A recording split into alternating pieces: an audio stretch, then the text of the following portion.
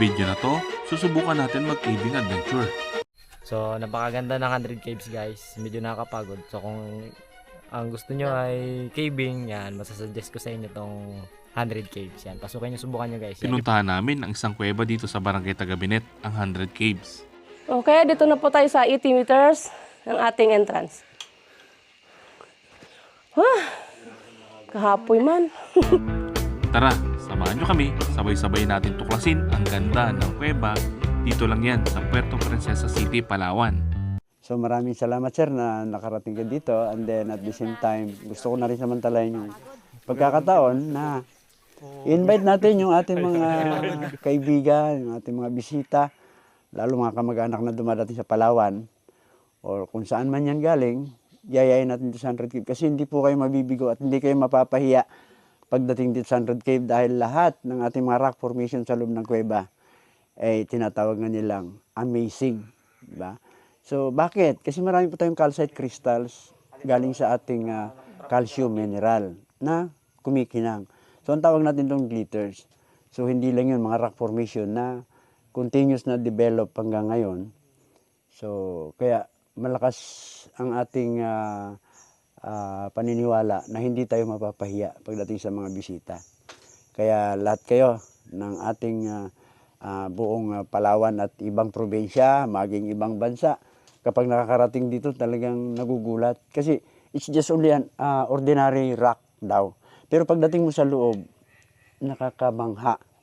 So kaya po, hindi po kami nahihiyang mag-imbita o mag-anyaya sa inyo. Dalawin po niyo kayo, bisitahin niyo yung 100 Cave para mapatunayan ninyo na ito pala ay hindi bastang bato lang at hindi bastang kuweba kasi ito ay isang kuweba na magiging napakagandang adventure para sa beginner, caving adventure beginner at saka yung ating mga professional cavers na talaga. So marami na tayong mga nakapunta ditong professional katulad ng ating Labinta, yung ating mga taga-ibang bansa ng mga professional. So marami pong salamat sir. Sana maging daan ito para makilala lalo si 100 Cave. Ito po ay Barangay Tagabinet, Puerto Princesa City. So malapit lang po ito sa Underground River. Ang Underground River natin ay 16 km away from here. So galing kayo kay Underground, pasyalan nyo si 100 Cave. Or kung galing kayo kay 100 Cave, pasyalan nyo si Underground. So ano lang kami, magkasunod na barangay. So ito po, ang 100 Caves ay Barangay Tagabinet. Yung ating tour ay dalawa. Sa ngayon ay meron tayong regular tour which is 45 minutes. That is 359 meters sa loob po ng ating kuweba. At ito po ay 500 pesos ang ating entrance. Ang isang tour natin ay ang Extreme Tour Adventure. Ito po yung ating challenging tour. Ito po ay tumatagal na 1 oras hanggang 1 oras 10 minuto. May haba siya na nasa 800 meters back and forth. At ito ay nagkakahalaga ng 1,000 per pax yung ating entrance fee. Alright, salamat po. Sana makatulong na ng malaki sa amin. Hello mga kagala, nandito tayo sa Tagabinet. So susubukan natin mag-caving dito sa 100 Cave. So pagdating nyo po, unang gagawin nyo, punta kayo dito sa holding area. So dyan po magre-register. Ang payment po sa regular price ng kanilang caving ay 500. Sa Extreme Tour, 1,000 pesos. Then pagkabayan nyo po, diretso kayo dito. Suot kayo ng gear, safety gears, helmet, flashlight, tsaka gloves.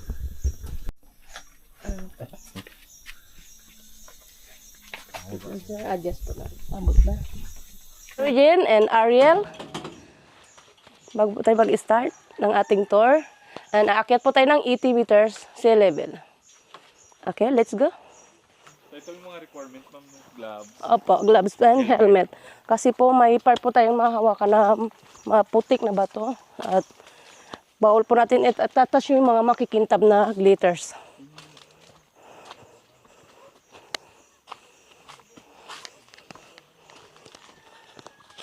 Na-discover po ito noong 1990.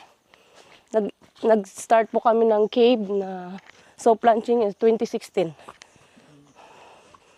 And donation lang po yun 2016.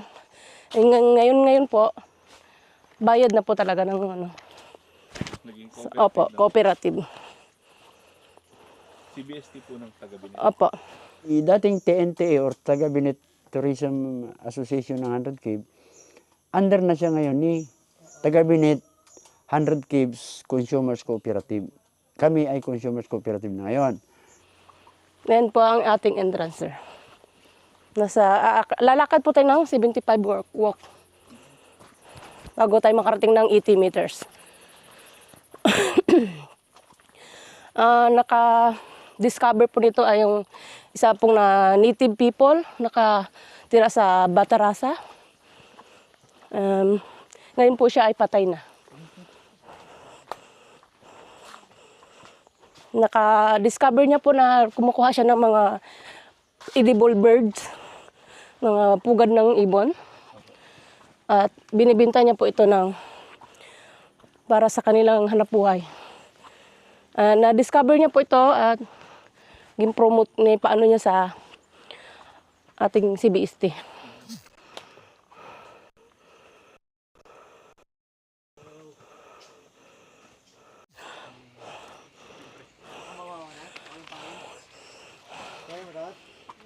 Hawak lang, sir.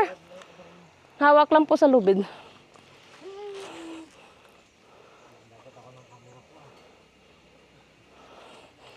Moy! Mga 5 to 10 minutes, abot nyo na ang bungad ng kuweba. Okay, dito na po tayo sa 80 meters ng ating entrance. Kahapoy man. Baba na. Tapos na. Tapos na ba? Lapas, sir. Lapating lahat eh. Okay, let's go, sir. Watch your head.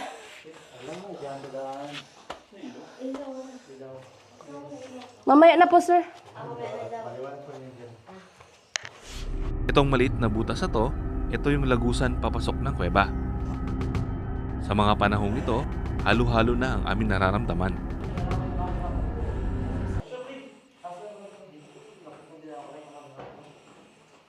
Maluwag po helmet niya. Maluwag po. Helmet niya. Ayos na ako din. Tsaka maluwag siya maghinga dito sa loob. Maluwag siya sa hinga. Okay na po. Hindi mo alam na mataas na, ano? Wala pala akong dalang light gun. Hindi. Edible birds. Oo, yan yung ano, galing sa siya. Yung edible birds po. Kalipat-pat. Okay, sir. Ito po yung tinatawag na pingpong. Hasang ng isda o malaking pating. O fish gills sa English po. Hasang pa lang yan, ha? Hasang pa lang po yan. Ito yung kanyang bukasan, tukol. Oh. Ito po yung ngala-ngala. Oh. Ito po yung sa gilid natin dito. Picture po tayo dito, sir. Oh, ma'am. Yan na lang kaya kay Ima. Sa puntong ito, nakamamangha na ang mga rock formation. Pinawisan ka, sir. Okay. Lalakad po tayo ng 359 meters. 359 meters. Opo, lalakad po tayo.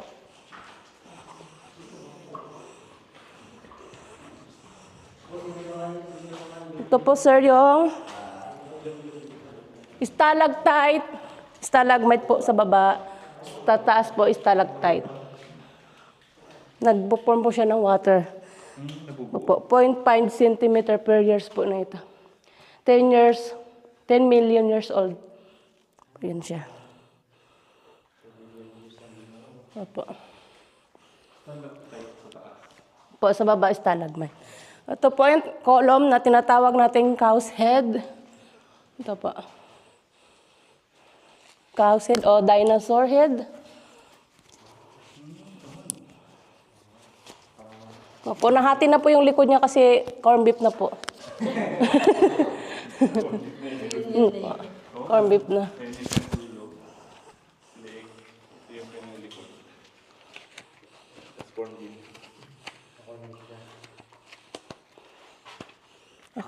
ito yung baby stalagmite. Opo, stalactite po sa taas. Kaya po siya wala po siyang na-form na stalagmite kasi po underwater before itong 100 caves. May tubig. Opo. Dagat po. Opo, nag-transport po siya sa kabila. Ngayon, wala siya na-form dito.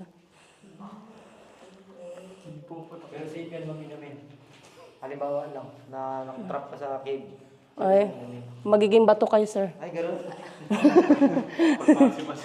Opo. Sa kuwebang ito, maraming buhay ilang ang naninirahan.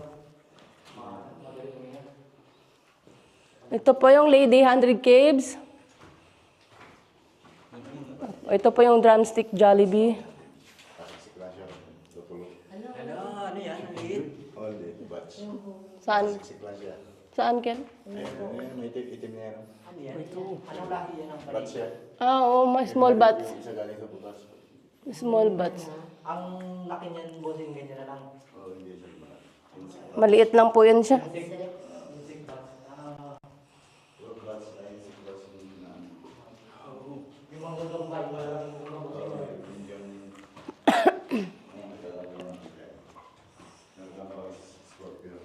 Ito po yung column na dolphin. Ito po yung baby dolphin. This one's your gritters. Yung sa taas po, garlic. Pandakat din Po ito sa kabila po ay seahorse. Seahorse. Po, na-stuck na siya, sir. Wala nang tubig eh. hindi kaya totoong seahorse yan dati. Di nagtigas. Okay, bababa po tayo ng 25 feet ladder sa ating bats. Ito po yung ating bats dito. Anong buwan po may breeding? April, May, di ba, Kel? Pag puno na po yan siya dyan, kaya po siya nagtatransfer kasi natakot sa ilaw. Ayan po sila, oh. Ating bats. Bababa tayo ng 25 feet ladder. Hindi naman, sir. Ayan na ata sila. Ma? Saan si mama pa? Ikaw na sana mag-vlog dito. Ay, mag-ano?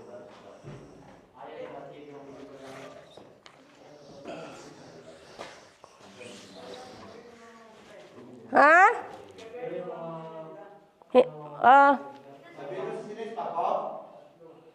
Oo, sabi ko, ayun na rin si mama, oh. Oh. Hintay daw, te. Okay, sir, watch your head. Ikaw inantay lang, vloggers to. Ingat, sir, ha? Sir, ingat.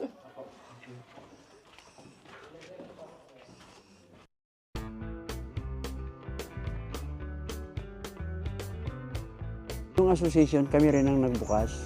That time kasi kagawad ako eh.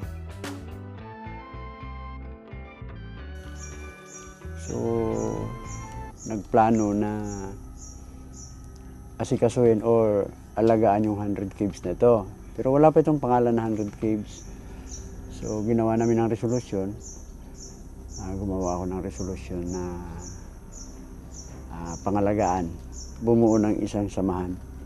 So, in-approve namin sa council hanggang nakabuo kami ng 15 na membro.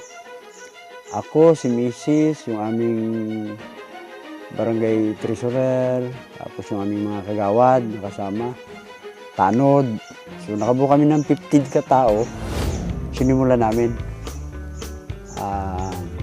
Naglinis kami pagdating ng Sabado-Linggo. Unang linggo yon ng December, I think. December. So, nagtabas-tabas muna kami dito. Kasi ito masukal eh. Ano to, maraming hagunoy, malalaking matatas na rin ang punong kahoy. Inalam na namin kung paano ito ma-permit or paano tayo officially na talagang mapamembro na siya sa tourism industry. So, may nag-advise kasi kailangan ganito. Punta ko ng City Tourism, ito ang in-advise ng City Tourism natin. Kasi kagawad, ganito ang kailangan eh. May endorsement si barangay na kayo ay pinapayagan. So, gawa uli ako ng resolusyon na ni-endorso yung Taga-Binit Neighborhood Tourism Association. Yun ang pinangalan namin.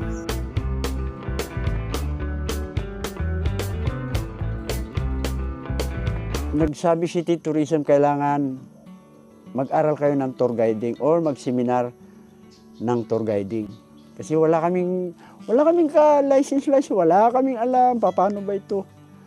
Question naman kami sa City Tourism, baka pwede po kami magpa-seminar, conduct ng seminar, tour guiding, nag-conduct ng CPR, yung mga ganon. Tapos nag-conduct yung ating fire police ng and actual kami, tour guiding. So, awa ng Diyos. Nag-number 1 naman ako sa tour guiding na pumasa. So, nagkaroon kami ng license. That time, 2016, before 2016, 2015 pala, maalala ko, tinulungan kami ni Philippine National Foundation. Si Ma'am Eva. Malaking utang na loob namin sa kanila. That time kasi ay active pa yung Philippine National Foundation sa pag-develop ng mga katulad namin, CBST. Tawag kasi CBST, yung Community-Based Sustainable Tourism. So, namit ko si Ma'am Eva. Sabi ni Ma'am Boots, Eva, tulungan mo itong 100 Caves kasi magandang site ito. So, yun, nakilala ko si Ma'am Eva, pumunta si Ma'am Eva dito, okay, ganito, ganon, makikipag-ano kami at tutulungan namin kayo. So, ito mga dapat yung gawin. Madaling salita, tinulungan kami ni Ma'am Eva, gastos, seminar, ginastos ng Philippine National Foundation. So malaki ang ginastos ni Philippine National Foundation sa 100 Caves para lang kami talaga mabuo or makapagsimula ng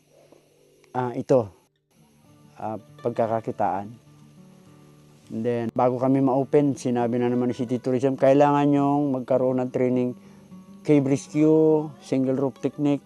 So ginawa ni Ma'am Eva, tsaka ng PPUR, ng mga ranger, dahil may mga kakilala silang Philippine Philippine rescuer, mga taga-ibang Bisaya, mga sila Sir Randy, sila Sir Aris. In-import na naman. Pinapunta ng Philippine National dito, pinatira dyan sa Sabang, tapos 1 week kami dito nag-training, single rope technique, cave rescue, paano ito i-rescue sa loob ng kuweba. So lahat, dinaanan namin yun hanggang kuha namin yung certificate na kami ay well done sa aming mga training, seminar. 2016, pinayagan na kami ni City Tourism, soft launching. So, soft launching, inimbita lahat, tour guide, traveling tours, yung mga hotels, yan. Tapos yung mga offices natin, dito lahat yan. Nag-opening. Doon namin na-try kung gaano karaming guest ang kaya nating i-hold. So, nagkaroon tayo ng guest na 150 yung ating mga tour guide, mga travel and tours, mga bisita, offices. So, muna kami. Start kami ng caving namin is mga 9 o'clock, pasado, hanggang bago mag-4. Na natin yung 150 packs na guest, na-accommodate natin, na i-tour natin lahat yun. Kaya ang capacity ni 100 Cave for the whole day, meron tayong minimum na 150 packs a day. Pero pwede tayong mag-maximum pa sa Yun kasi ay, kumbaga, nag-tour tayo ng 6 per tour, 6 na tao. So, kasi yun lang ang natin eh. Kapag sumobra kasi doon, medyo makapal na yung tao sa loob ng kuweba. So hindi pwede. Dapat mga 6 packs lang per tour. So kung meron tayong 12 or 15, dapat 2 tour na yun. Yun yung ating arrangement sa tour organize. Kaya okay naman, survive natin. And then 2017, ito na, officially open na kami. Nakakamangha talaga ang mga rock formation dito. Iba't ibang hugis, iba't ibang kulay ang makikita nyo.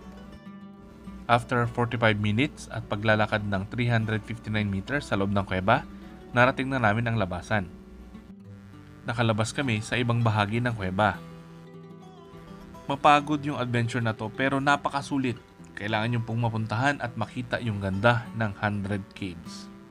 Pwedeng-pwede po ito sa mga baguhan, sa mga beginners, sa mga first time mag-caving dahil may mga trail naman po na dadaanan.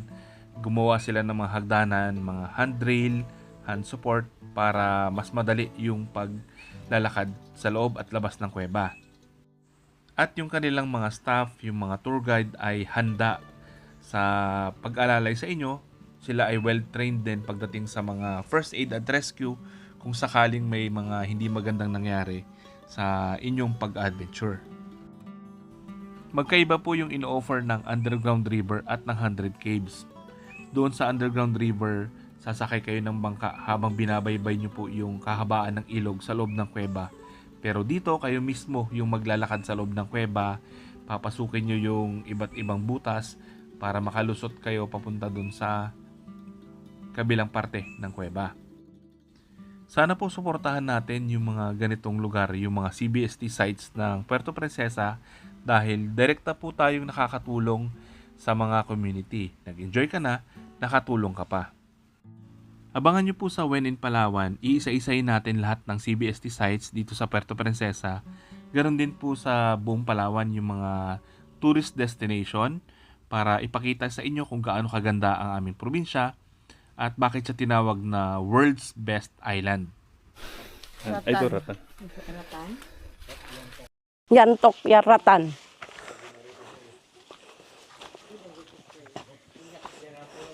Ang napakaganda Ganda, ng 100 caves 100 guys. caves.